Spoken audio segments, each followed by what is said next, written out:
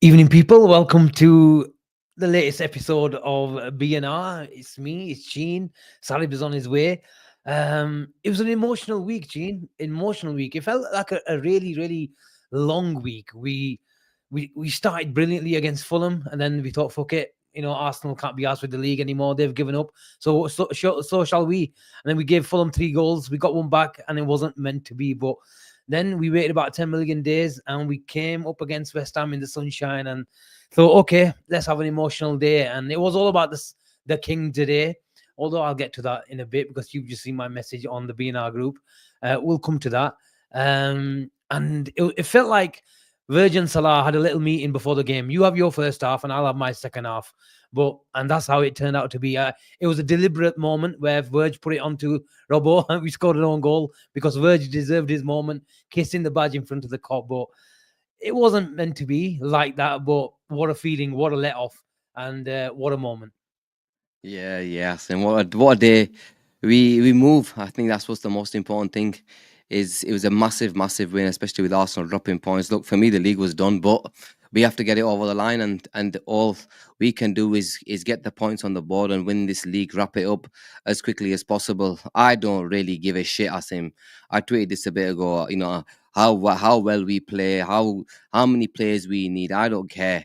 Right now, I just want number 20. I just want to win the title. Everything else can be dealt with in the summer. We've waited so long to have this feeling, and now we're close. And you look at performances. I don't care. We've had 97 points in previous years. Played unbelievable football and lost titles. We've had 90 plus points on couple of seasons and not won the title. But here we are, top of the league, 13 clear.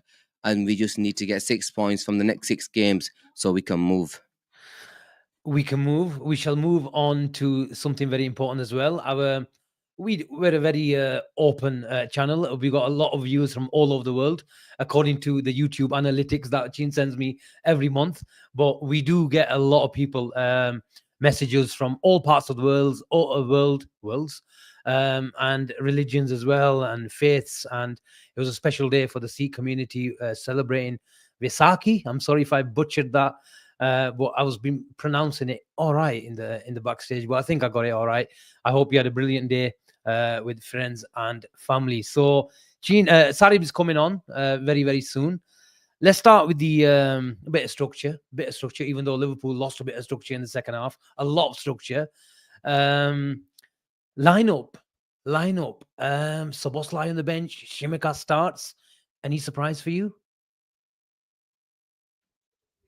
Look, Asim, to be fair, I'm not really too fussed who starts. If there was going to be changes, it's always them two positions where we genuinely see some sort of change. A left back will come in. Tsimikas always comes in for Robbo, and we'll see some sort of change in the midfield. Primarily, Jones will come in for one of the three, and it's always been mainly for Szoboszlai. And if that's the case, then fair play. If there were the two changes, I don't really have any issues with it. I think the only thing was fans. I think yourself, you called it regarding maybe start Elliot in that position because he's had a few really good cameos. But obviously, Slot has his team, has sort of his players that he brings on when other players go out, and these were the two that he went with. Obviously, Conor Bradley started today after a little while as well. So I'm happy with this. Happy that he's back because I was more happy that he was back. Asked him to have a proper right back playing in his position because we missed that, especially when Kwanzaa plays. We miss an actual right back. So yeah.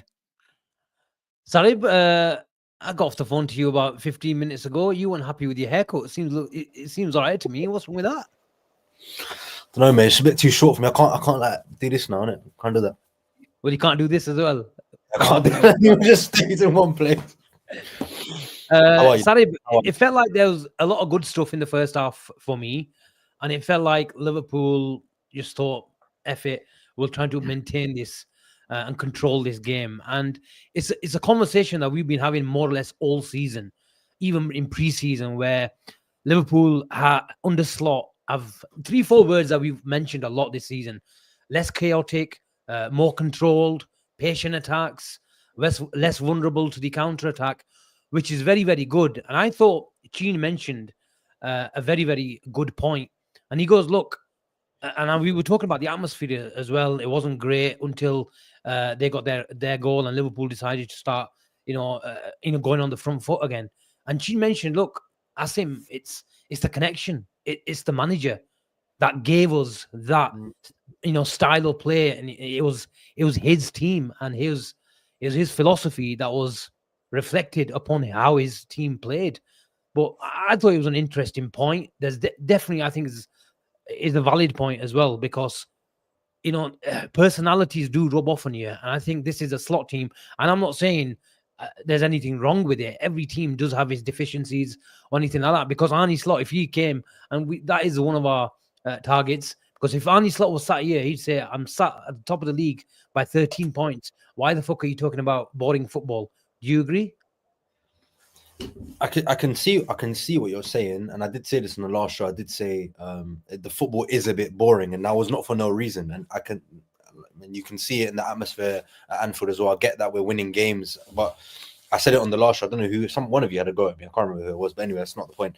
I think I said the football is boring regardless of results, and ultimately, if it gets you results, it won't be boring eventually when you get. Everyone talks about my haircut. Thank you very much. Everyone's talking about boring football, and I get that, because our Gene put a tweet out. I've seen us play scintillating football, better football than this, and not win titles. So if this is the way that we're going to win trophies, I don't really care how we do it, to be honest. And the reality is we might not be getting the same energy from Slot that we got from Klopp, but we're getting a much more assured style of play, which has ultimately, resulted in us winning a Premier League title. And look, another thing I want to say, and this is also very, very relevant to what I said a couple of weeks ago, but especially before the Everton game, the fans know the league is done. They already know the title is over. So it's just more like we're just sitting back and relaxing, watching Liverpool. They don't have the edge of the seat kind of thing that we had a couple of years ago with City. So I think they just, look, you can see it on the players, right? It looks like they're taking their foot off the gas. They were pretty shy in the second half. As soon as we conceded, no coincidence, 3 minutes later, we decided to get a goal.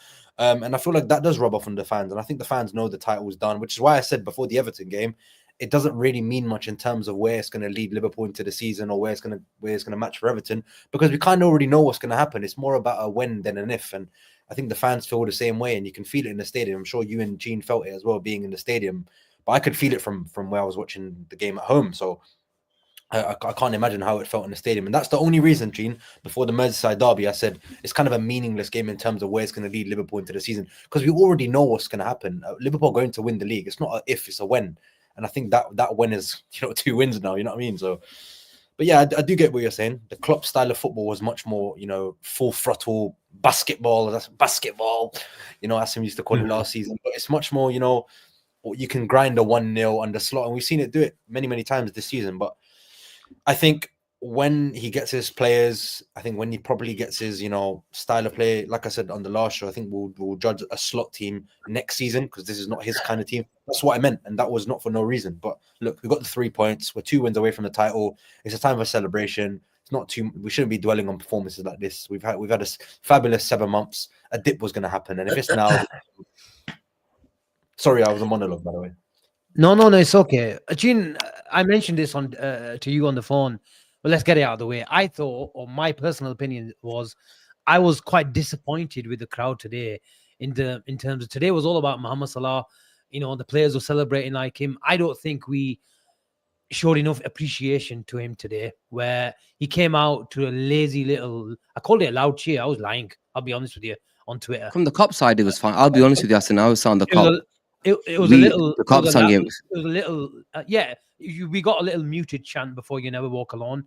We got a few reactive Mo Salah chants, which are normal when he's involved in the play. Yeah, I thought there might be something symbolic. Your best ever, arguably for me anyway, the best ever player to don a red shirt. Probably the best player that I've ever seen in a red shirt, in terms of his legacy, in terms of achievements and records and everything else. And I thought there's might be something special. If he sang his chant a song for about a good straight 2 minutes, it would have been symbolic for that day, a celebration, an appreciation. And we would have remembered, that the day he signed or the day he played after he signed, this happened. Nothing happened, Gene.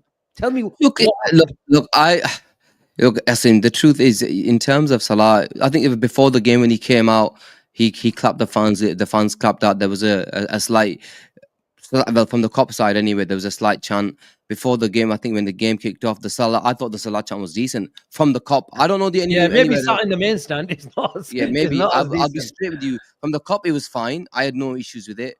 I think when he created that, when he did that skill, when he created that skill and he went on one and he just put it wide. There was a slight Yeah. chant. I Yeah, think, yeah. and then after that, I think we got one. And look, the thing is, the crowd itself, or especially this season, and we spoke about it over the phone, sorry, that I do believe that is something to do with the way we play football. There's times where I want us to, I'm saying go, because I'm so used to us playing the clock way it's free flowing, end to end, full throttle football, that we don't see it as much anymore. And because now, excuse me, we only see our results. We don't bang teams with 3-0 anymore or 4-0. It's always a 1-0. The edginess comes then. If you're going to play a lot more games where it's still 1-0 with 75 minutes to go, you're going to feel the fans are going to be a little bit more on edge. And I think you're seeing a lot more of it this season where, this is how it's played out. But look, I don't give a flying F right now. Just get me that title, bro. I don't care about chance. I don't care about anything. Get me that number 20, bro. Everything else. We have to have a moan about something, Gene. We have to have a moan forget about the morning. There's no morning. I had Sarib tell me, if Arsenal and flipping Man City had a better here team, we go. they Here we played go. better. Liverpool won the title in one of the comments, bro. I don't give a flying F about them. I was I trolling don't you, give though. a flying F about anybody. I Why you want out? number 20. Number Right. 20 is coming. And that's all that matters. No, but I've Gene, I think waited 35 years for a celebration like this, man. Forget everything. Just go and win the title, man. As a Liverpool fan, I do think it's important to highlight. I get this season's been fabulous, but the last couple of weeks we deal with it in the summer, man. We deal with it in the summer. Relax. Wait. I don't want. I'll get to that comment in a second by Dean. But Asim, I just wanted to say, look, it's all sunshine and rainbows at the moment. It's all very, very good. It's all very, very good. But Asim, it's 82 points to win a league this season. 82 points. You're telling me next season that's not going to be a bigger number? When was the last time a team with 82 What points? do you mean minimum, 82 points? 82 guarantees us a title. 82 because Arsenal can't get more than 82 points. That guarantees Liverpool. Okay, I see what you're saying. That hasn't happened for many, many years. That's what I'm trying to say to you. If we have performances like this, performances like the Carabao Cup final, performances over Paris Saint-Germain over 2 legs, eventually it's going to come up to us. And I don't want it to be a situation where we're champions and then we drop down and we have to rebuild. I enjoy though 20. You're winning a league title, man. You're talking about the start of next season and what's going to happen. So allow it. Just relax. Win the title. Enjoy it. I'm honest, seriously. I'm already looking thinking about what's going to happen next season. Yeah, because this title was already done for me. Liverpool are planning. Enjoy it then. I'm done. Enjoy it for the time being. We're gonna get they're gonna win it with 82. That's not on us. That's on them. They can deal with the shit. We're gonna get 82 plus. We're gonna be hitting inshallah close to 90. That's our target. Inshallah, we will hit close to 90. So Arsenal, the great Arsenal of the last 2 years, they didn't get to 90, bro. The great Arsenal, the team that was supposed to be the unbelievable team that was gonna go on and win the title this season. Nah, mate. Give this Liverpool team some credit. Yes, we haven't been played unbelievable football over the last, like we did it over the last 4 or 5 years under the Klopp either. But we don't care. We won the title, and that's what we're gonna get. So chill, man. I think you think I'm having a go at. No, I'm not. I know you're not having a go. I just think you're just overthinking things, man. Just chill and win the title. Relax. I'm not overthinking it all. What I'm trying to say. You are. Look, we have to talk about the performance as well, because ultimately, look, we did get the 3 points, but that performance in that second half wasn't good enough. I'll be honest, and it is concerning because look, it's obviously come from the style of play, it's come from the substitutions, it's come from somewhere. I'm not enjoying what's happening right now. Of course I am, because we're going to win the title. Gene. You're not enjoying it. You don't know how I feel. But look, I don't want. If you feel like this, I don't know what type of fan you people are. I'll be straight with you. We probably won 2 games closer to winning the title. You think we give a shit about how we play? You Fair enough. actually really Yeah, care no, about no. I playing think this Gene's got like, come on, man. I think Gene's Yeah, got bro, flipping win the title, bro. But he thinks Flipping I'm something he we thinks I'm gonna win whinging. He once in thinks I'm 35 complaining. years. I'm He sat thinks I'm here complaining. criticizing our team, man. He Not Sarib, thinks- criticizing, but looking for faults. I mean, Asim did say we have to find something to moan about. if the league is done, then we're surely looking to the season ahead as well, aren't we? So You So know, that's the what I'm chilling saying. out. Listen. okay, Asim, it's not done until it's done. Yeah, no, it's let done. it, let it get done. Let it completely Oh, get come done. on. It Let could us be done next enjoy it. week. Let's It have could be done. a celebration. Yeah, like let's have a celebration. This, yeah, Asim, we've waited 30 plus years, bro. Come on, y'all. And we're flipping already. We're No, talking I about think, what's gonna happen in August, man. Come on, man. no, Honestly. I think Gene's right. You know, let the party I know start he's right. first, I then know we'll he's think right. about it in the summer. But we're here to But talk two- about today, Sarib. Two things No, Sarib. I want to talk about the first half. Talk to me about the first half because I thought Liverpool were too quick, too smart, too fluid, so many rotations. I thought West Ham couldn't cope, and we were aggressive in the press. The manager mentioned it himself that we were really, really good, and in all aspects, I thought Liverpool ticked every single box. And I've always mentioned it when Liverpool are aggressive in the press from the front and in duels, we do get that Klopp style of play incorporated within this slot system, and we look so much better for it. And I thought West Ham couldn't cope. We'll talk about the second half, but just in the first half, I thought Liverpool were really good. Yeah, I'm not disputing that. Look, you made a very, very good point that these players are still installed in the Klopp philosophy, and that's why I said to you on the last show, this is not the year I'm going to judge Slot's Liverpool because this is not his team. Regardless of him winning the title or not, my judgment begins when he has his players on his squad and his proper imprint, and that will happen in the next year or so. Especially when he's had a year of embedding his own type of players in, and that's what I was trying to hint at the last show. But look, the first half was really, really good. The patterns of play was really, really good, and the goal was fabulous. You look at Mo Salah in that position. How many times have we seen him put a Trivela pass like that through? Remember the one he did? I remember the one he kind of did. It's very, very similar. I know it's not from the same camera angle, but if you remember the one against Watford a couple of years ago when he put outside of the foot Trivela pass and Sadio Mane first time finish it, it's very, very similar. Diaz had an open goal, it was just crying to be put in, and I've seen him do it so many times. It's kind of become a trademark for him. But I thought the patterns of play were really, really good. I thought we were good on the press. I thought we were good on the ball.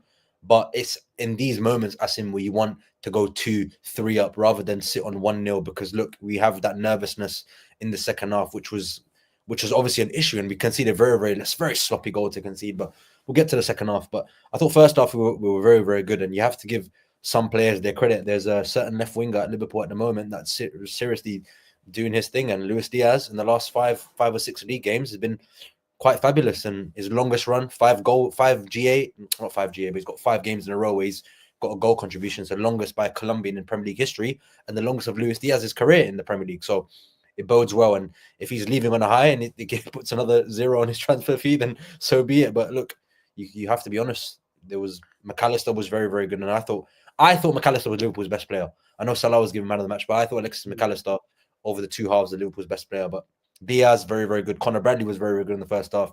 And Mo Salah for 60 minutes was pretty good as well. Gene, let's go to the super chats. So we've got a few, then I'll talk to you about Diaz. Rehan, thank you very much. Big up for your big super chat. As ever, supporting the channel. We're almost there, brothers. I can't lie. Second half today was trash. Slots press worries me long term, to be honest. Stop mourning, Rehan. We're not allowed. Good footballing teams always find the spare man. Also, Diaz over Gakpo. I used to think Gakpo was better, but low key, he's bum. Wow. Mohammed Kibriya, as ever, supporting us. Thank you very much, man. OG talk by Saj, Top G. I think he's Gene's one and only, not one and only, the biggest fan. Gene, Luis Diaz, let me go back to that super chat. Low key is a bum. He's talking about Gakpo. I'm not going to speak Gakpo. That's hardcore. That's a bit too hardcore, man. That's a bit too hardcore because he's had a. To be fair, he's had a really good season, and I'm not gonna knock.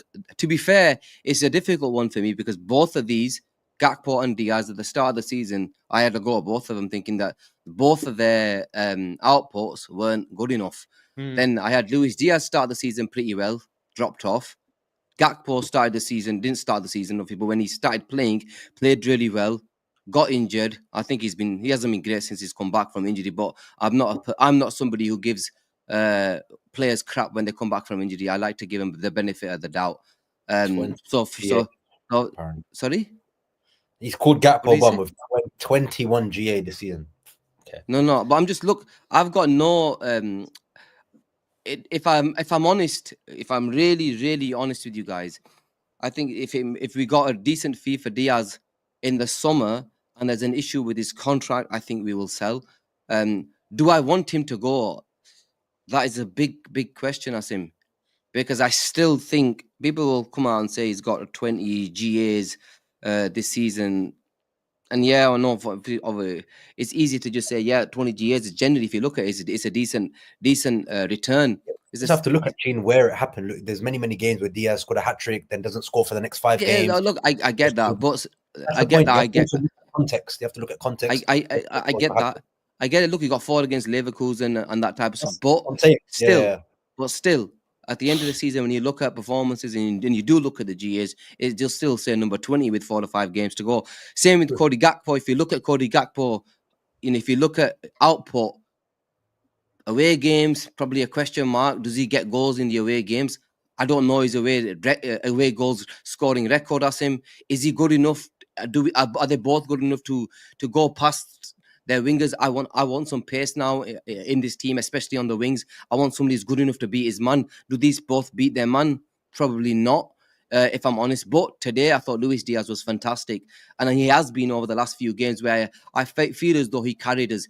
And I know I had to go him a couple of weeks ago saying, yes, hard work gets you to a certain level. And that's one thing that we can never doubt Luis Diaz for is, he never goes missing. He works his socks off for this team, and he'll run himself to the ground. And that's a massive trait because, especially the way we play, I think, and then, look, I like him, but I think if with 2 years left on his contract at the age of 29, if a decent offer came in, I think it's time to move.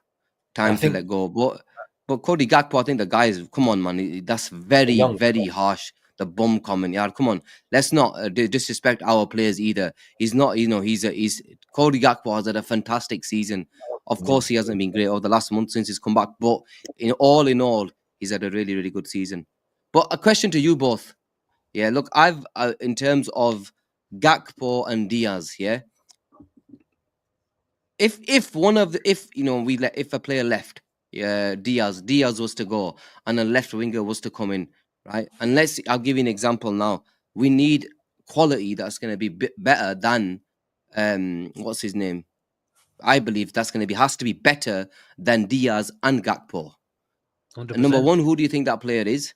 And number two, in terms of profile, because I'm crying out for pace. This, Asim. I have been crying out for pace practically all season. That we need pace, especially if Salah's playing. Who do you think that player is? And do you think we will go in for one if Luis Diaz leaves? Dean just mentioned Nico Williams. I think he's one where he's got 1 week. The best thing about Mane was, and it's a bit harsh, always comparing the likes of Gakpo and Diaz to Mane, because Mane was one of the best wingers that we've seen in this Premier League. I don't think Mane.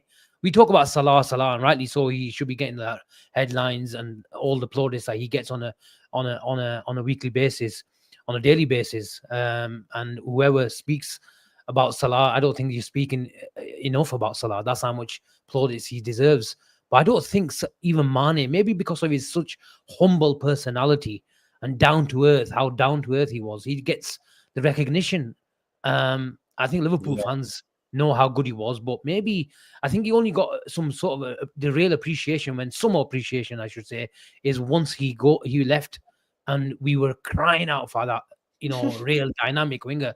And the best thing about Mane I loved about him was he had every single trait. The tenacity was just a given on a daily, just like Diaz. The tenacity and the energy is a given because that's their personality, that's their style of play.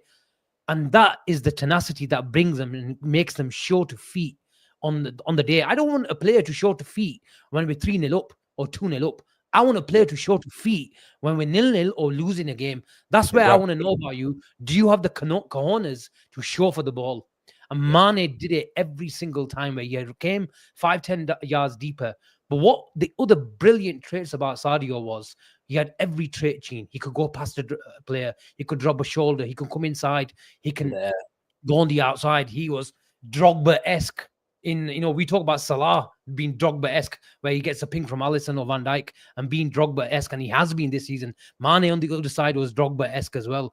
And the best thing about, we talk about this winger and how the striker needs to be a facilitator as well. But so does this left winger. He needs to be, Mane-esque. And the Mane-esque type of winger was, if he dropped in a pocket, he could turn. If he was on the touchline, he could run either side, he could shift. And Mane's sometimes left-footed and ball striking ability didn't seem natural. We'd surprise you as well. That finish against Man City, that left foot, it was an unbelievable strike. He was unorthodox, but he surprised you a lot throughout his Liverpool career. But look, I could sit here and talk about Sadio, but the reason why I talk about the Sadio traits is Nico Williams does have those traits where he can come and show for the ball and play it in the pockets and the half spaces. He can go past the player and he's got a goal. And these are the traits that we need. And Dean's talking about it. Again, 2-3-0, I don't judge a team. I don't judge our style of play. I judge how we're going to play against the elite teams. And over the last couple of weeks, we played some elite teams in terms of their structure and personnel when you come to the likes of PSG and Newcastle.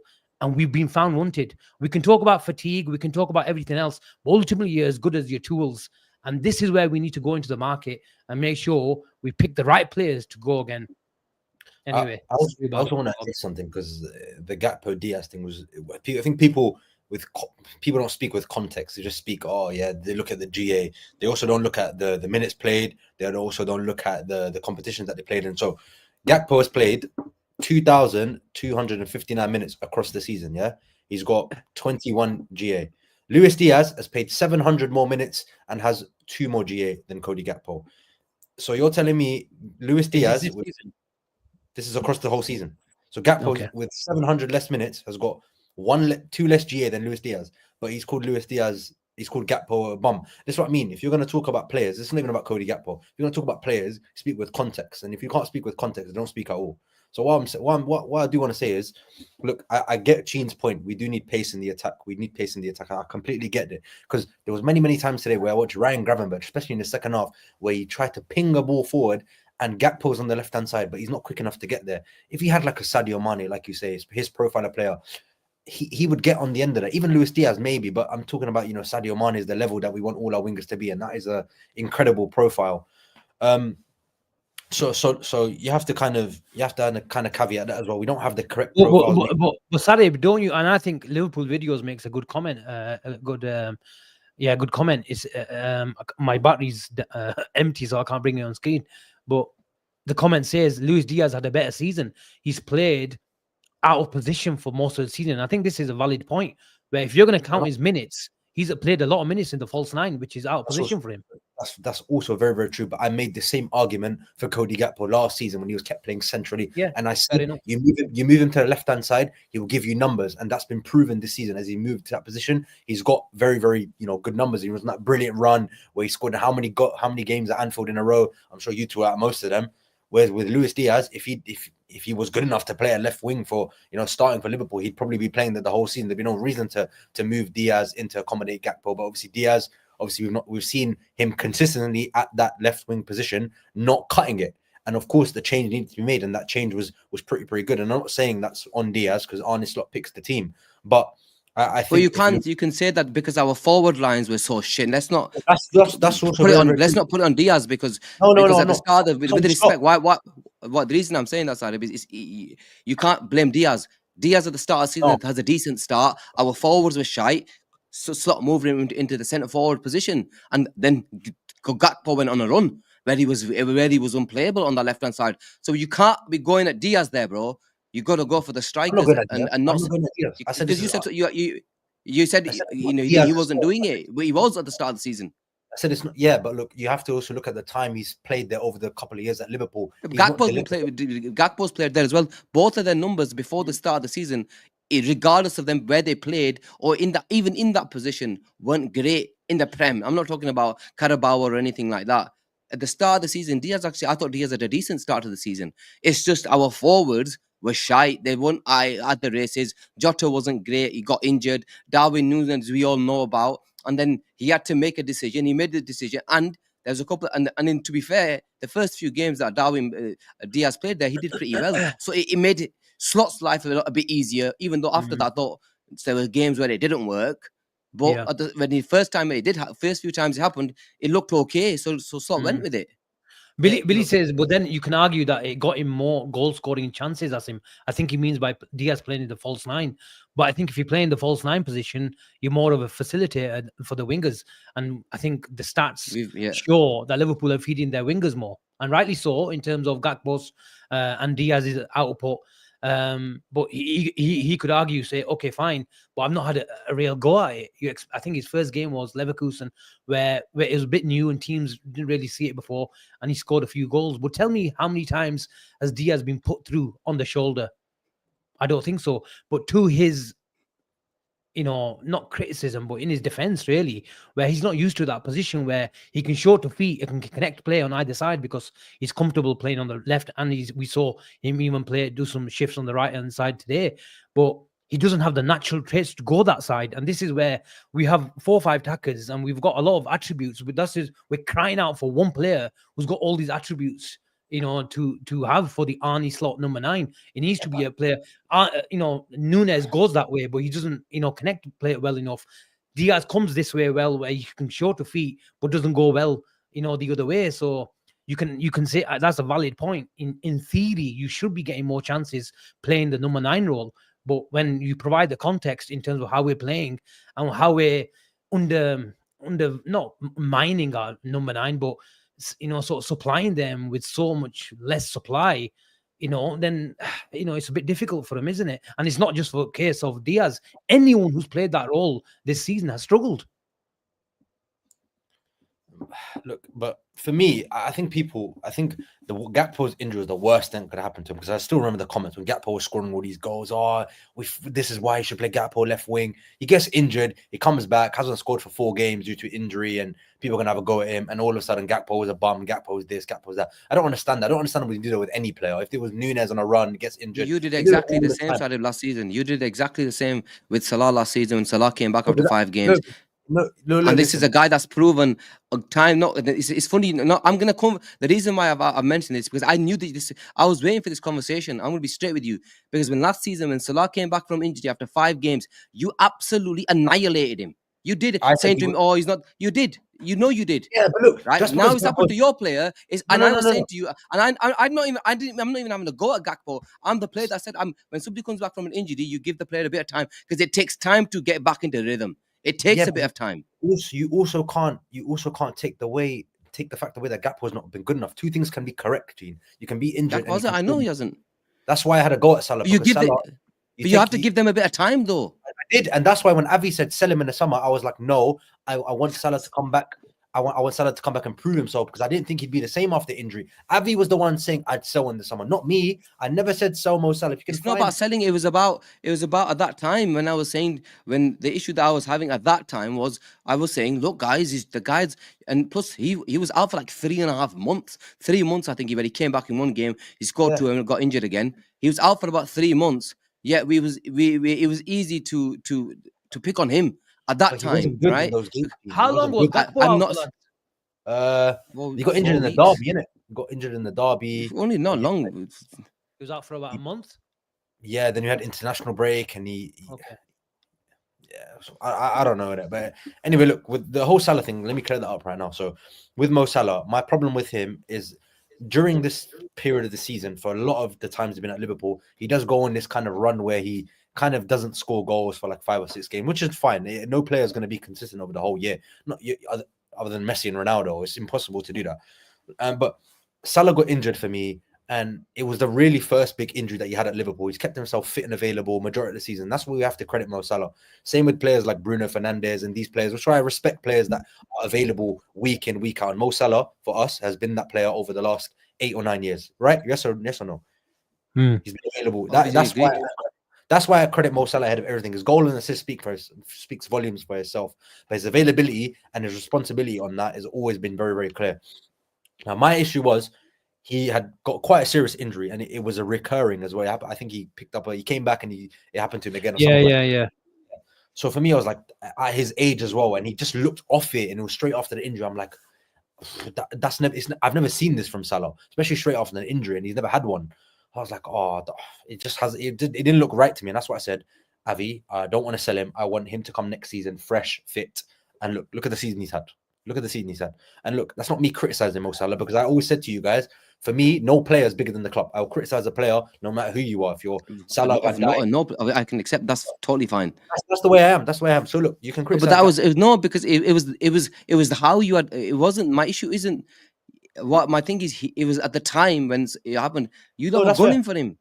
You were gunning for him, and when it concerns Gakpo coming back from injury, you're not gunning for him. You're giving him the time. You're giving him the space. You're giving him all of that. That's my only thing. And I'm the one that's backing Gakpo still, because I believe he's coming back from injury, and I believe any player that comes back from an injury, it takes them time. There's no ducking and diving about this. It takes if they hit the ground running straight away, or fair play, but sometimes it takes a player a bit of time. And Gakpo, it seems that it's taking a lot longer, because I thought he would have. I'm not gonna lie, I thought we'd be hitting his stride by now, because it wasn't a big injury of sort. It was an injury that 3 or 4 weeks, maybe needed 3 or 4 games. He's played a few games for Holland. It still doesn't look much sharp, if I'm honest with you.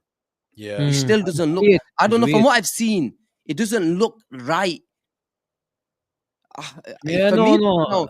It doesn't. Every time he's come on, it doesn't look right. It doesn't look like he's got. Look, he's not the paciest players anyway, but he looks like at least a yard off the pace right now. And look, we haven't been playing great either, so it's difficult to throw him in and say, look.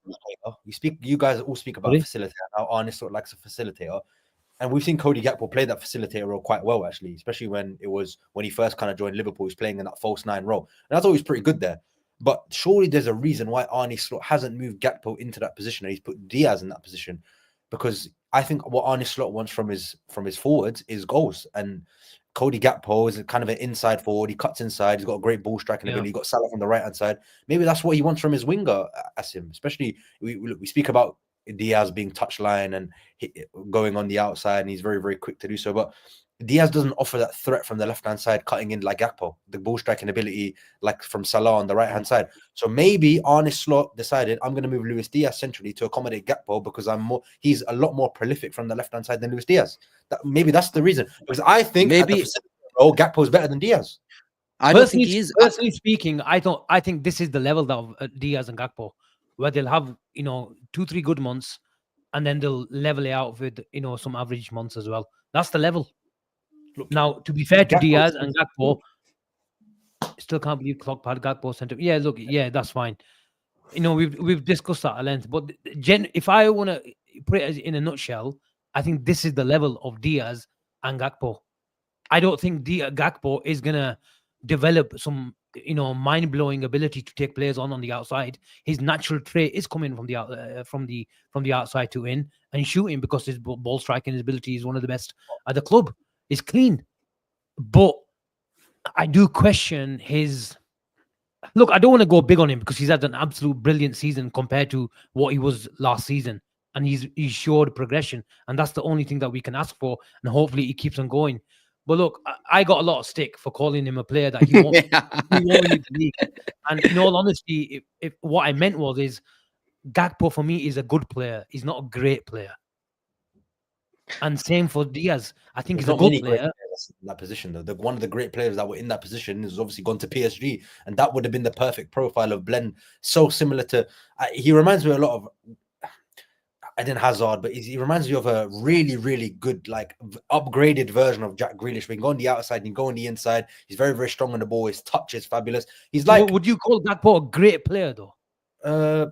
Probably not, but I still feel like he has a ceiling to hit. He's only 25 years old, whereas Luis Diaz, he's going to 28, 29 years old. Asim. He's not going to get any better than this. And that's why if we had to sell one, I'd sell Diaz, because I think there's still an improvement to be made on Gakpo. And this is his first real season where he's playing in his natural position. I'm more with this, Asim. I think this is, sorry, not that one. Was it gone? Luca.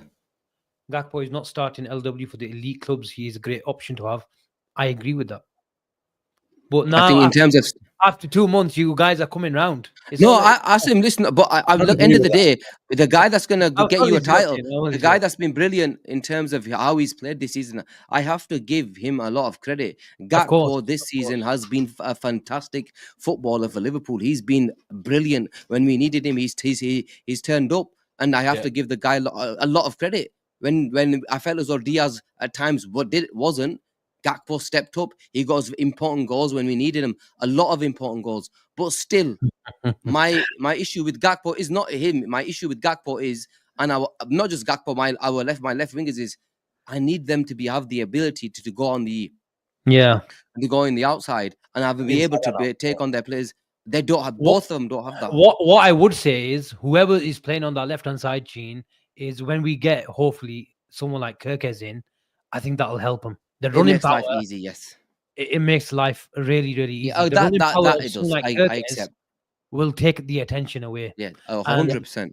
I don't think Sorry? Kirkes and Diaz works. I think they both want to go on the outside rather than on the inside. Whereas I think Kirkes will love to go on the outside, put balls into the box. Gakpo will love to cut inside. You don't have that clash of play on the left hand side. Look, you said Arnie Slot wants his left back. You've seen Robertson do it top of the box, but I think it's because of the profile. I get you might think, oh, maybe a player like that's decent on the ball, like Jero Hato might be better in that position. But I think Kirkes gives you that top of the box, but the running power as well, like a young Robertson. I think he's technically a lot better than Andy Robertson as well. Look, even Kostas Tsimikas. I think Kostas Tsimikas, he's very underrated in terms of his ball. On the ball, I think he's quite good. Maybe not as good going forward as Andy Robertson. And Kirkes is a blend of Robertson and Tsimikas in one, where he's technically really, really good. He's got a good right foot, good left foot. Look at the goal he scored away to Tottenham. Fabulous goal. And you got then Gakpo on the left-hand side cutting aside, and you got Kirkes putting the balls in the box. And then you got Ekitike heading them in. We're going to be scoring goals for fun next season. But look, 5 goals this season for Milos Kirkes is not. And when was the last time we had a fullback scoring 5 goals from the left-hand side? It's not happened for how many years? Fabio Aurelio was probably the last one. That was very, very good. It's been quite a while, you know. A fullback scored today, but it's in the wrong net. Yeah, you know what I mean?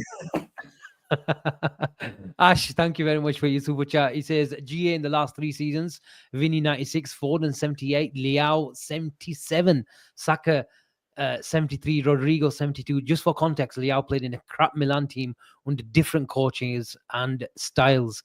It looks like, and it sounds like, Ash really likes Liao, Gene. He does, and he's a bit like me. I like him as well, and I've said if we don't get Anthony Gordon, which it doesn't look like likely, I'd go for Liao. I think there's a huge ceiling there. A player that's got loads to prove. Come to Liverpool, he could really be the difference maker. And I really like him. I think he has the attributes. He's got everything else. He's got the pace. He can beat a man, and he could hurt. He could cause damage. But yes, I know people will come out and say in terms of his work rate, but I think sometimes a player needs a club that's going to sort him out in terms of that. How old is Liao? Do you know? Maybe 25. 24, I think. Yeah, 24, perfect 25. age. Perfect age. He's at in terms of his age, he's the perfect age. You go in and he's ready to go now. And How I think much he would he needs a cost, move as though? well. That's the thing. 80 million quid. Dean thinks he's going to cost 100 million. Not I worth think 80 that. million quid. And look, I think I think there's more positions of importance to address first, and that's what I said. If we spend 100 million on Liao, 8 million. no, Liao, but Sarib.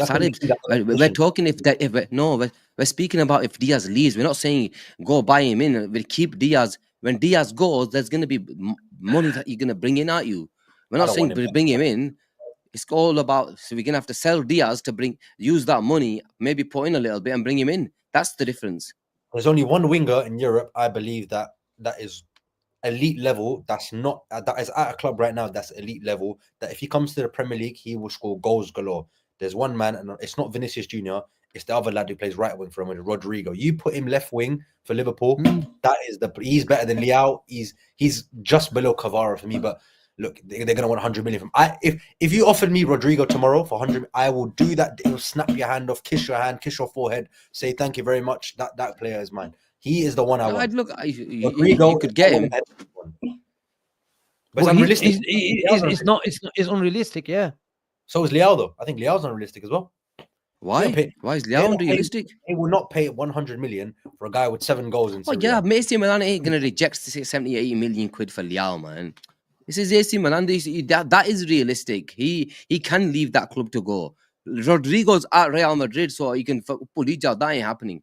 I just think Chelsea. Leao is definitely, if you're saying Leao's unrealistic playing for AC Milan, then everything in the world is unrealistic. Forget it. Let's face it. I can see us going for somebody like Semenyo or Bino Gittin.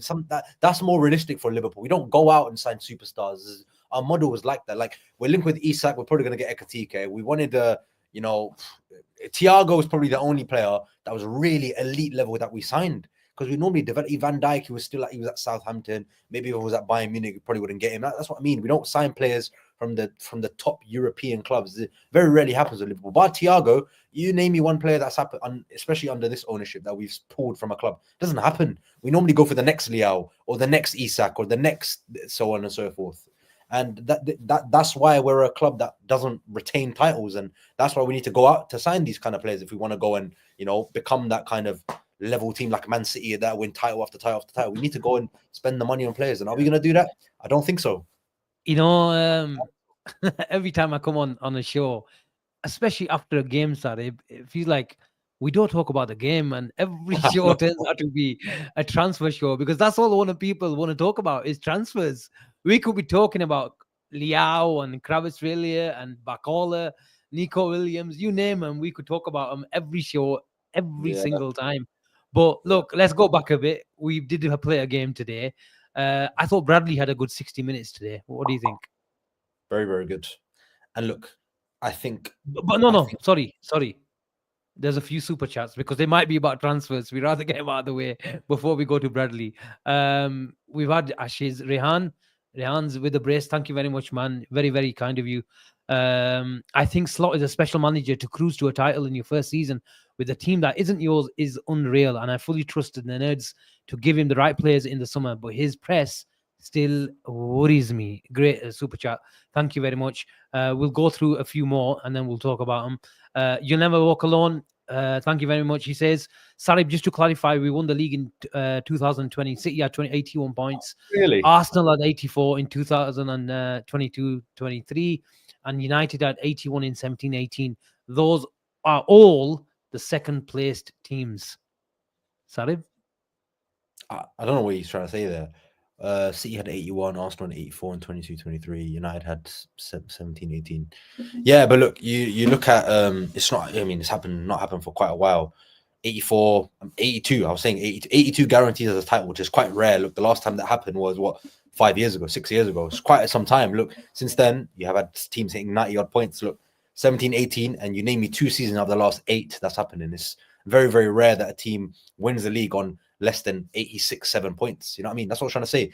Generally speaking, you look at City and Arsenal, they haven't really given us a challenge. Asim, look, we've been incredible this season, but they haven't really they haven't run us close, is what I was trying to say. Okay. Andy, your super chat is related to transfers, so we'll carry on with the transfer show later on.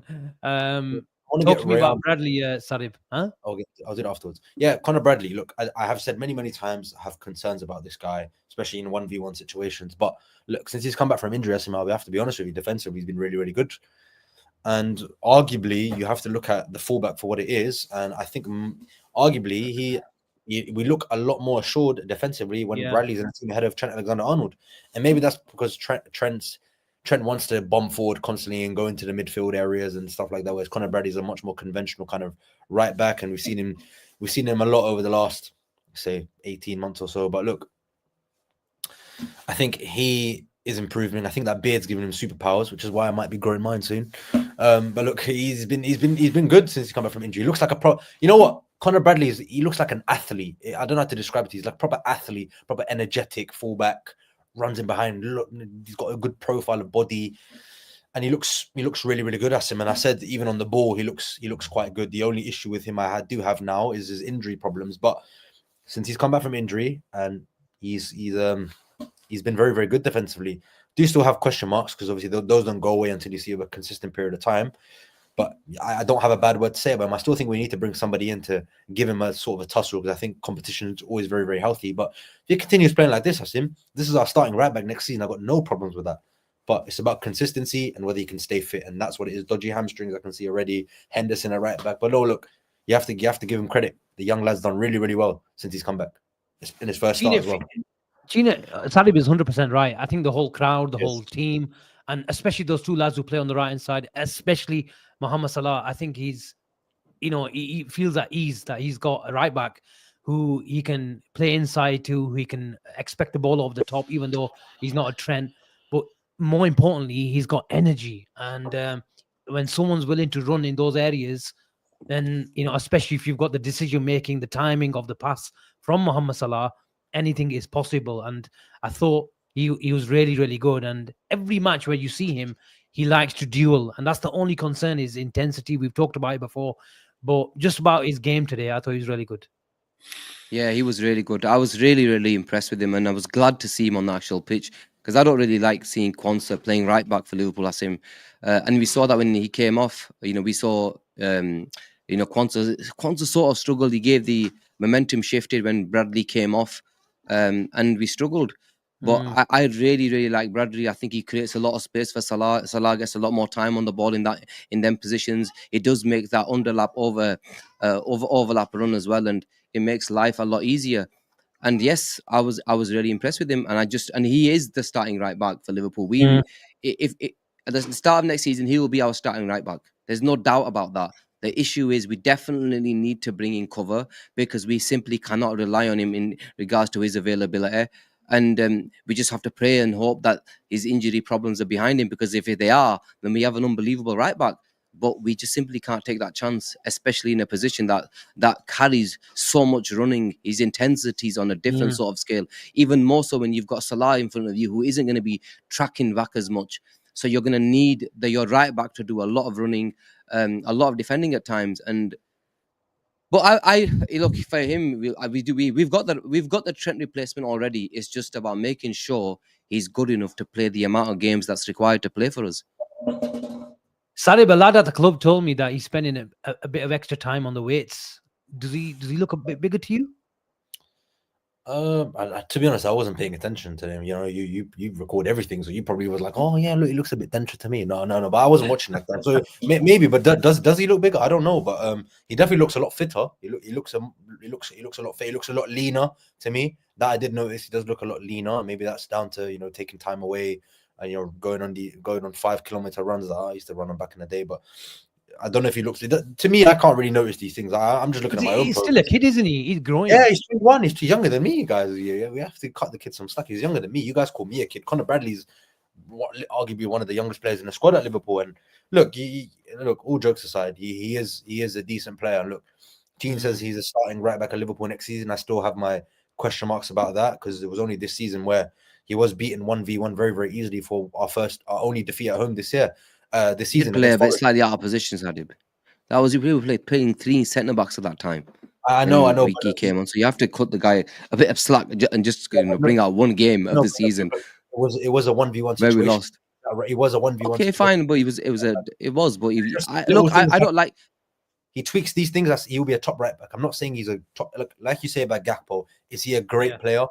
You don't think so? He's a good player. Same with Bradley. If he wants to be a great player, these little facets of his game, he needs to improve. Because I don't think, look, with Trent, he has that, he's the passing range, that world-class passing range. His range of passing is at high level. Conor Bradley doesn't really have one trait that's high level. He has many good traits that make him a very, very good right back. Now, if he can make his defensive work a bit better, become a bit more structured, and a bit more intelligent, and that will come with games. We have probably one of the best right backs in the world in our team. But these little tweaks will obviously make him better. And I'm sure under Arne Slot and with Van Dijk staying and a bit more cover at right back, I think he will improve. He's a 21-year-old right back. I think he's played 25 league games for Liverpool. Of course, he's going to get better. We still have question marks over Trent's defensively. How long he's been playing for Liverpool at right back?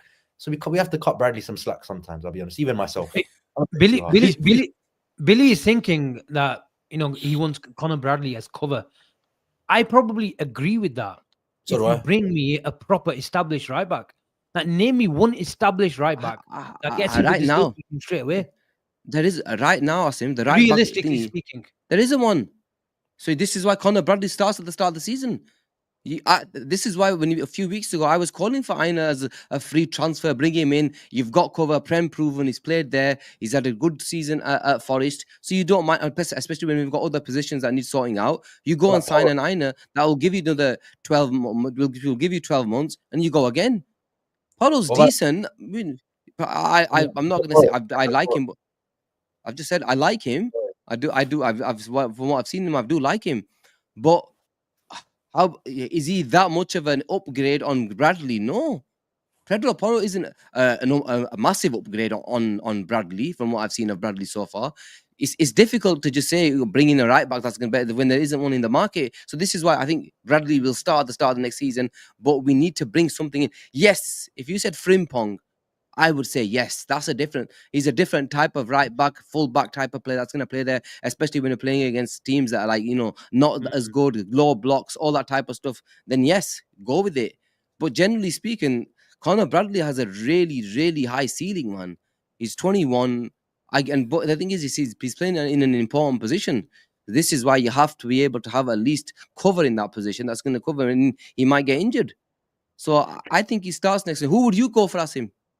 If I said to you, go and sign a right back, that's gonna come and be the number one starter for Liverpool next season ahead of Bradley, you can't. It's difficult to think of one. I can't think of one. There you go. Gertrude, Bilal, Hussein. Gertrude tactically solid. I've not been really impressed. Poro is keep your eye on William Singo from Monaco. A couple of years. Yeah, I've heard about him. Him. Anyone you bring will either have a price question mark or an ability question mark or an age question mark. I would go with Frimpong. Go for it, Single. I like the signing of Frimpong. I think lot of we don't spend a lot of money, as we know, but what we did last year was brilliant in terms of buying multifunctional footballers. So when you're struggling and multifunction footballers, it helps you to be less predictable on a weekly basis. Yeah, you can have a structure, but it allows you to be really fluid and really, interchanging positions. And like some McAllister, Gravenberg, we didn't have a 6. Now imagine Gravenberg wasn't multifunctional and we just like a really rigid type of player who played in one position. We'd be snookered. So I like the idea of Frimpong. Yes, I understand he's more a wing back than a right back. But I kind of like the ideas, and you're going to go crazy at me and say, you're chatting shit again. But if we're going to keep Bajcetic at the club, I think you can do some shifts there. If you're going to keep, who else is there? Gomez, obviously, will do. Gomez is third option. I don't mind doing a third option at left back, a third option at centre back or left centre back, or a third option at right back. You need a utility player all the time at the club. And unless he wants, unless he's not happy with that, then maybe he wants first team football elsewhere and he moves and we bring in someone else as well. Maybe that's the reason why we're linked with that guy. I can't pronounce his name. So I would be happy with Frimpong, Chin. Yeah, look, Chin, guys are turning their nose at Frimpong, saying he can't defend, but he's gonna cost us £35 million. 35. He's got 40 million release clause euro, which converts to about 34 million pounds in things. So 35 million pounds gets you Jeremy Frimpong. It doesn't touch the budget whatsoever next season, and it also gives some competition to Conor Bradley. Why would you not do that? Does Frimpong improve Liverpool's squad? Yes. Does Frimpong improve Liverpool's team going forward? Yes. Maybe defensively there are some question marks, but you then go sign the correct profiles around that. You're in business, because I think when you've got other areas that you need to improve on, when you're with respect, if you've got players like Bradley, you bring in an Aina, you don't really spend any money, and then you go and spend that 40 extra million on positions that really need sorting out. Wouldn't you do that? Yeah, but I think there's a case that Gomez also leaves in the summer. Or that's slightly different, but I'm just generally speaking, it would make sense. I would love for us to go and buy Frimpong, buy Kirkes, Frimpong, a proper number 9 striker, a midfielder. I want us to go out and wherever we've got issues, is to try to address the issues. I just don't think the right back will be seen as a major issue. Frimpong is homegrown as well, Gene. Remember that. Yeah, no, that's actually a big thing, to be fair.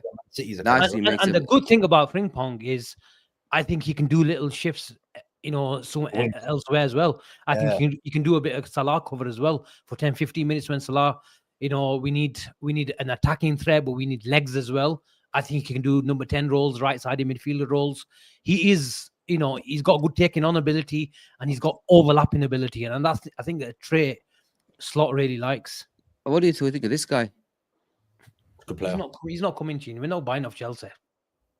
He inverts. He's a very good well. player. He's a good player, and I like him. Yeah.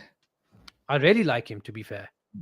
Chelsea got two very good right backs. One can't keep fit. One's made out of straw. That's the problem, isn't it?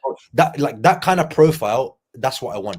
Good I said it before. Reece James for me, going forward defensively, he is unbelievable. And if that lad could stay fit, he's he's worse than Naby Keita. I mean, so that's what I'm saying. But yeah, look, with like Naby Keita, the talent was undoubted, wasn't it? Yeah. Thiago at Liverpool, undoubted talent, but just never stayed fit. That's why I'd keep away. I wouldn't go there. But players, man. Gene, I have to ask you: do you think Nunez was ill today? If going by what I saw, from what I read, I could see him from. He did not look ill to me, if I'm honest. He was strolling around like he was normal, if I'm honest. And if he was ill, Asim, do you not think he would have been at home? With a serious question, do you not think you'd be chilling out at home if he was that ill that he couldn't make the squad? With respect, I don't know. Look, no, I would Slot lie then. I'm not saying. Look, sometimes you can look, man. I'm not saying there was a bust up. I'm not saying there was a bust up. By the way, it just didn't make sense that he's not in the squad and he's ill. Okay, if he's that ill, chill out at home. Number one. One guy said he was sat next to Trent, and that's why, because he was trying to spread his germs onto Trent. I was just about to say that. He did not look ill from what I could see, but you know what? I'm not gonna spread any rumors. I did see there was rumors about him being left out because of his behavior, attitude. Well, Sarib, if he wasn't ill, you're not gonna say that I dropped him because he had either a bust up with the manager or the players, because we've got a transfer fee to protect in the summer, right? That's also very, very true as well. And I think that's maybe one of the reasons why he was not involved today. And I don't think he was particularly great when he came on against Fulham last week. But I don't want to speak on hypotheticals, innit? He wasn't available today, so we have to just say that he wasn't well. And we didn't really miss him, did we? But look, I think maybe it was a sense of Nunez was actually ill. Maybe he was feeling better in the morning. Said, you know what, I want to go watch the game, because look, who doesn't want to be at Anfield when you're about to win a league title? And maybe it was a case of that. But look, it's all hypotheticals. If he was ill, he was ill. If he wasn't ill, he wasn't ill. What can we do? It doesn't really make a difference if he plays or not, does it anymore? So, but obviously some people profile in Europe. So yeah. Dean asks a question: how's the crowd been towards Trent? Asim, you sit close. Been any negativity? No, not really, Dean. What I would say is it was fairly negative, not crazily negative, but when that Man United game sticks out, when he was putting every pass into Mars, it got quite spicy. I'd like to say so. And then for that goal, Martinez goal, he got a lot of shit. Because I don't think he gets a lot of shit for his wayward passing. When he shows a lack of effort getting back in, that's when the fans go at you. And the knowledgeable crowd, Anfield crowd, is always seen as a very knowledgeable crowd. I think there was once where an actual video of mine at the end of the game, it captured someone saying, I think he swore at him saying sign a contract here. But generally speaking, I don't think. Yeah, there is. I think the Liverpool crowd have got like a reputation where they've got a lot of class, and if he comes back, I think there'll be not booing. There might be the odd one here and there, under the influence of alcohol and giving them their serious thoughts, but there'll be a lot of people that just don't applaud him. I think there'll be a lot. What it will be. I've always said it's I don't think that they're gonna make it about him. I think it's going to be more about celebrating the players that made this title, worthwhile and did everything they could. We saw Paddy's. Look, every time I see him, I'm gutted because he's one of my favorite players. Trent, he gives me joy when I watch him play football. Honestly, we've been talking about slot boring style. Is it conservative? Is it too controlled? Is it too safe? You know, there's nothing safe about Trent. I can tell you that. He'll want to create a winner from 80 yards. Maybe that's another reason why we've become boring Asim over the last 4 or 5 games. Let's be honest, when the Trent doesn't play, you know, if when Trent doesn't play, you miss that moment of magic. You miss that 60 yards sprayed pass across the field. You miss all of this because there's not many players that can do what he does. I think you're probably right, Asim, that we probably don't see that. And we haven't seen that. That's why looks worse. The football looks a lot worse than it has been when he's been playing. De Bruyne is available on a free transfer. I wouldn't touch him. I take him tomorrow. I'd take him tomorrow, but I wouldn't touch him. He's gonna want 300 plus a week, mate. And you're thinking we're paying that. Is it 300 plus a week for Kevin De Bruyne? Injury prone Kevin De Bruyne. We'll have a man. We'll have a whip your round, heads man. up. We'll have a whip round. Whip round, man. We ain't paying that for Kevin De Bruyne. We'll be Just imagine KDB's balls to Mohamed Salah. And he won't be playing. He'll make Ekitike look. I know he won't be playing. Yeah, bring Reece James and KDB in our team. Yeah, the bench man. will be a lot bigger. But I want to talk about Allison, boys. There's a guy who deserves a lot of praise. It felt like the first half and the second half against PSG.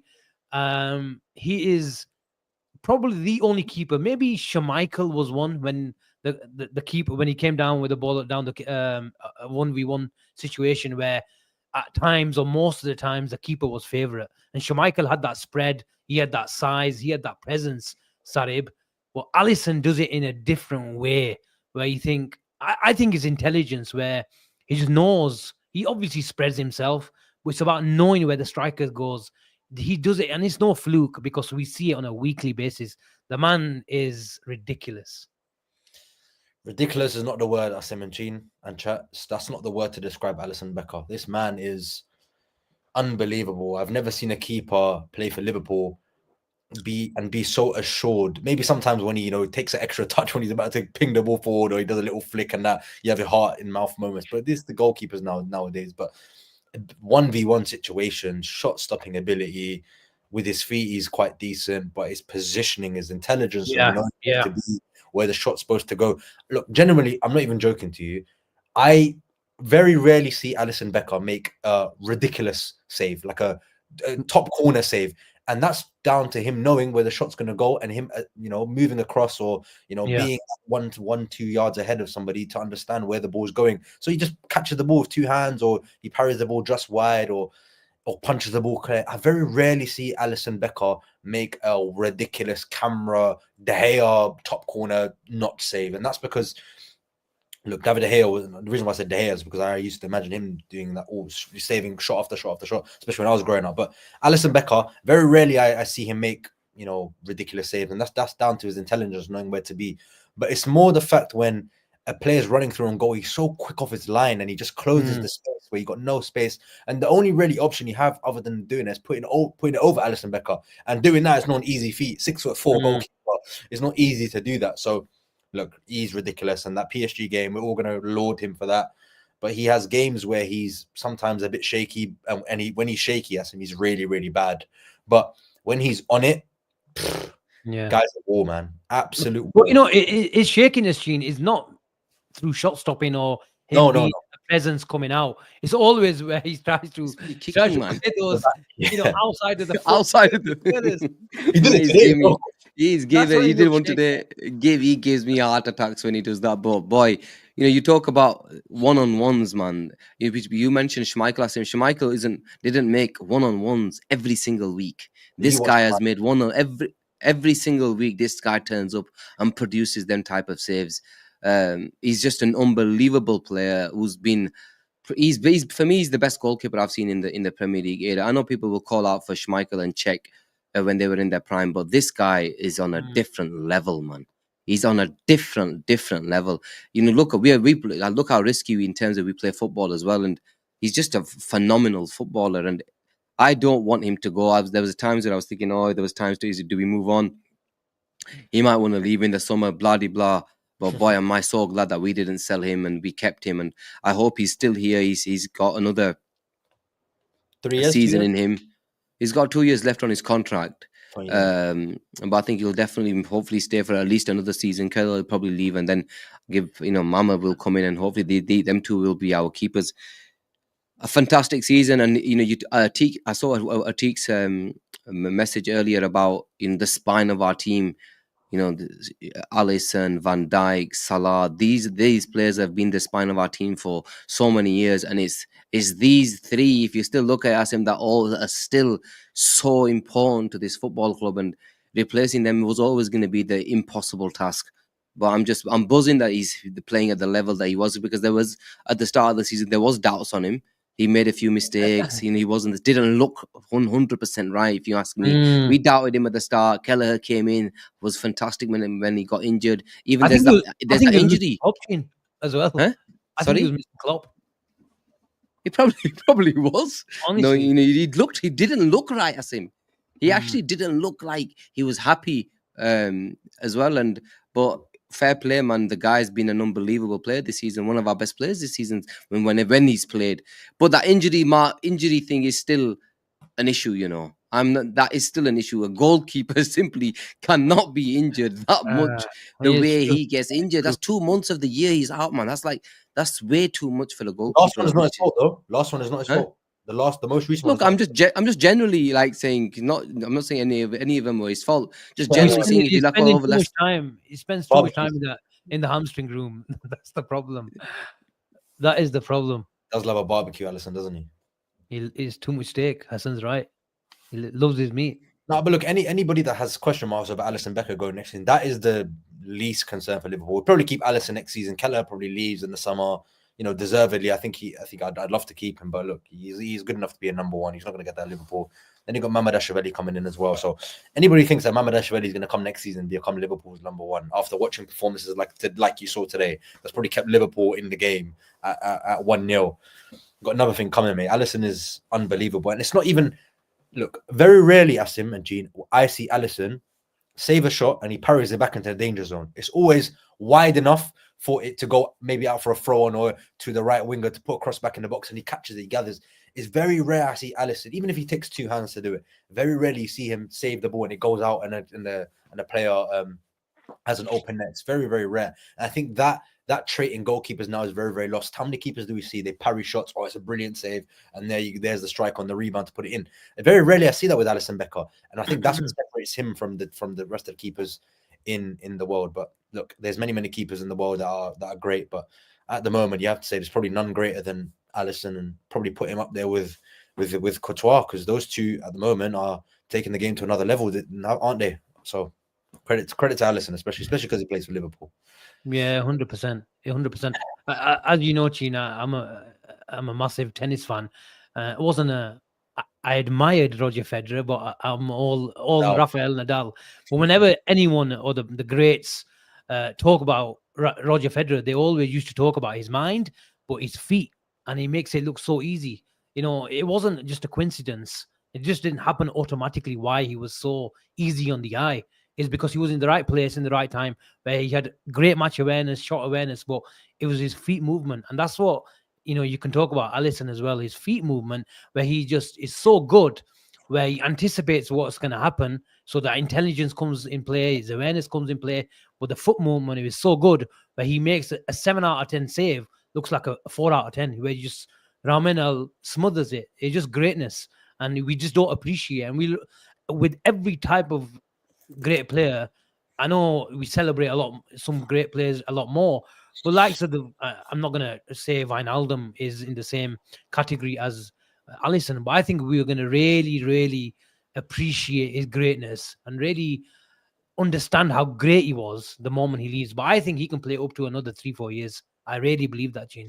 Especially if he if he loses half a stone, I think he can play up to 35, 36. I really believe that. Easy. He could do it. You know, we've seen goalkeepers play at other clubs and we've seen how good they've been. You know, people have spent 50 million on Nana, and we've seen how wrong it can go. You know, it's just it's funny watching one United goalkeeper play that bad. You know, even their second goalkeeper comes in today and made one or two errors.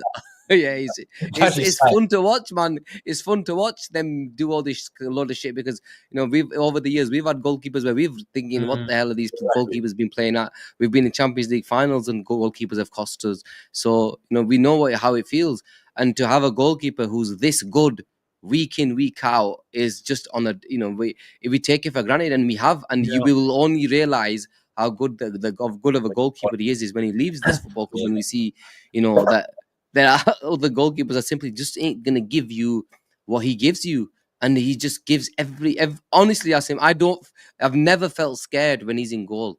When there's even one-on-one, somebody's one-on-one with him, you just always think he's gonna save it. He's gonna save it, and you have to score in a way the perfect goal. Yes, he might make a mistake here and there, but that's part and parcel of being a goalkeeper. But what he brings to us and what he gives us is just complete security. And I just love the guy, man. He's a proper winner. He's a proper, you can tell he loves the football club as well. And you know, I mentioned he's a leader as well. I think where was I? I think I was watching one of the interviews, and they mentioned Alice is an actual leader. He doesn't say much, but when he speaks, you listen, because that's the type of man he is. Sounds like me. Sounds like Sarib. When I speak, you talk a lot of shit. Though, that's the problem. We know what, just lastly on Allison, I think our two centre backs are 5 yards further up the field when you've got Ali behind you. 100%, man. If you've got that, you know, insurance that, or assurance, I don't know if Bilal will tell me what the right word is. I think both work anyway. But if he's behind you, you're 5 yards further up the field, and it helps you to squeeze teams a lot better, and you're a lot more aggressive. And you know, if the ball breaks loose, you're 5 yards further up the field, and you got 5 yards more to win it back as well. And I had to look at the stats this season, and we talk about, and it so overlaps as well with the fact that Liverpool, this, you know, Arne Slot style, patient attacks. Yes, we're a little bit more boring, less chaotic and stuff like that, but it also shows you that we've faced a lot less counterattacks this season as well. And maybe that's the sort of reason why we're with that. It's going to take time. We've had 8 years or 9 years under Jurgen Klopp. So all these things coming into, you know, fruition has made us, one, win the league at a canter, but two, I think once Arne Slot puts his missing, you know, pieces of jigsaw in this team, it'll be a lot better, and maybe a bit more exciting for the purist fans. Who don't like putting footballers putting their struts on the ball and waiting for someone to press them, and then they go again. So this is the modern game. Maybe it's a BTEC versions of a lot of Guardiola and stuff like that. But I think Arne Slot, first season, been absolutely brilliant. But let's talk about the big man. It's about 1 hour 17 minutes. We've not talked about the moment, Gene. There was only one man winning it for this game for us, and that was the main man, the big man, Virgil van Dijk. You know, the funny thing was when Salah came off, I just had a feeling, I don't know why, that the idiots are going to score and that we're going to concede. And when we conceded, I was just looking around the pitch and I was thinking, we need a corner, we need a set piece, and it's going to be somebody like a Van Dijk who's going to get us the goal, because I can't really see anybody else scoring. I genuinely couldn't see anybody else scoring the goal. Honestly, I actually felt that's exactly how I felt. And when they scored, I was like, for Salah's gone off and they've scored. Now, where's this goal going to come from? But it had to be him in front of the cop end just before his error. It was kind of it was his error as well. Yeah, I think Robbo did give him the shout. You mentioned it in the thingy. You know, Robbo did give him the shout, but it was a mistake. That's why Robbo made that face. But sometimes moments are made for certain players, and this was a moment for him in front of the cop end, like 88th minute, a goal that's practically gonna hopefully win you the title. You know, he kissed the badge the way, you know, there's something looming, man. I think we all know what's looming around the corner. That contract hopefully is going to be signed. He's going to get that his actual moment, you know, which he really deserves, because he's been an unbelievable player, an unbelievable captain. And look, with respect to Jordan Henderson, I've always wanted, you know, Van Dijk lifting that that title, it just feels a bit different. Because he's the best, he's arguably one of our best players, him and Salah. So him lifting it is different. And I just can't wait for the day that he lifts it, because he's just a different level, man. He's a different level of a footballer. He's the best centre back I've seen him since I've watched football for nearly 40 years. So and he played for Liverpool Football Club, and I saw the likes of Maldini's and the Nestas. They were all brilliant footballers, great centre backs, great defenders. But Virgil van Dijk is the number one, man. And I just can't wait for him to flip it. But what a way to win. And yeah, we move. Do not speak, please. I'm because not, we've been I'm in 1 hour 20. Do not I'm not speak. saying anything. I didn't say anything. I didn't say I will anything. wrap the show up within 15-20 minutes. If you speak, this is going on for 2 hours. He's not speaking. He let him speak, man. Let him say what he wants to say, man. Come on, no, I don't want him to think that. He was hoping, he was blowing when you were saying he's the best defender ever. I didn't say anything. You can't say anything. What's he gonna say? Brezi is he never watched Brezi? Do not say. What's he gonna say? He hasn't said anything, man. Why I said that, because you watch a lot more football than me, and the way people talk about Maldini and Baresi. Maldini for me is the best left back ever. When there's no doubt, left back. Oh, he played left back a lot. It was before my time. For me, he's the left back. He was better. For me, he was better than Roberto Carlos and all of them. He's the best left back ever, not centre back, bro. I know he played towards the end of his career. He played at centre back, but he wasn't the best centre back I've seen. No, he's not the best left back I watched. Maldini. I mean, I didn't watch Maldini, but the best left back I ever watched, Ashley Cole. That's the best left back I ever watched. Maybe you've seen, but trust me, Paolo Maldini was time, fucking on a different level, man. Before my time. Especially at that time, he was on his different level. The game evolved. Like, yeah, Carlos was on a different level as well, wasn't he? Yeah. He watched Pele. I watched Pele, but Maradona was better. You didn't watch. You're not that old. You didn't watch Pele. You mad? I know your beard. I'm having a laugh with them, man. I'm having a laugh. Sarib, Virgil van Dijk, man. What a man. What a goal. What a moment. Do you know, like, genuinely, that man is perfect. He's got good hair. He's light skin. Smells nice. Funny you had to mention hair in it today. Sarib looks at people's hair and everything. Like, loves his groomed footballers, man. I want to hit close to home. No, I'm just generally speaking. No, because you were talking about hair and no. I didn't. The comments have been talking about you doing this to all the shows. So that's why I mentioned it. No, but look, he's perfect. And what I was trying to say, or what I was getting to, is that he's perfect. And look, he's quick, he's strong, he's big, he's physical, he's a leader. He looks good when he's playing football. He doesn't break a sweat. Looks like he's just rolled in, glasses on, suit. That's what you associate with Virgil van Dijk. But look, the man always steps up for Liverpool when you need him. Man of the match in the Champions League final. Best defender that ever played for Liverpool, in my opinion. Well, he is factually, not factually, of course, it's all opinion. But for me, he's the colorism is crazy. No, but I'm saying, like, it just makes him look that much better. It's not a racist thing, guys. Before you come at me, I'm not trying to get cancelled. But no, he's just a very, very all round. The way he plays football is just sensational. Everything he does is sensational. The way he looks, the way he plays the game, his leadership qualities in the air, defensively, quick, strong, physical, and with one dodgy knee, he's just the same as Virgil van Dijk. And I think people don't give him the credit he deserves. Like the fact that he's come back from an ACL and he's still playing at the top level when a lot of people are questioning whether he'd be able to come back. It's crazy. And look, ultimately Van Dijk is saying, look, people having a go at me saying he's light skinned. He just light skinned Van Dijk is just, that's not to say white, Asian, black are not, but he just looks phenomenal. And my ex-girlfriend used to fancy Virgil van Dijk, and she used to say because he's light skinned. So stop trying to cancel me, guys. I just think he's an attractive man. But no, he's sensational, Virgil van Dijk. What can I say? And you need a moment like that to provide you a winning goal. Up steps Mr. Capitano. Yeah, Asim, there's a lot of people crying out for bombers from me today, man. Loads of people want a bomber. They've given up on me. They've given up on me.